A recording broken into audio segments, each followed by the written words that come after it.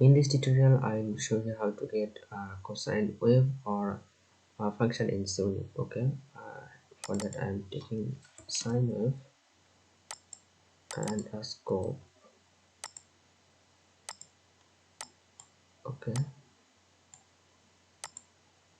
and frequency like 100, and okay, and I'm taking another sine wave and just phase shifting, because cosine wave is just 90-degree phase shift of sine wave. Okay, but here phase is in radian. For that we have to type 90 pi divided by 180.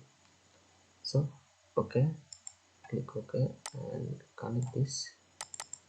This is sine and this is cosine. If I run this now,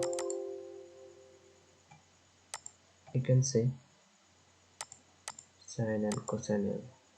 First one is sine wave and second one is cosine wave. This is a simple way you can generate cosine wave in Simulink.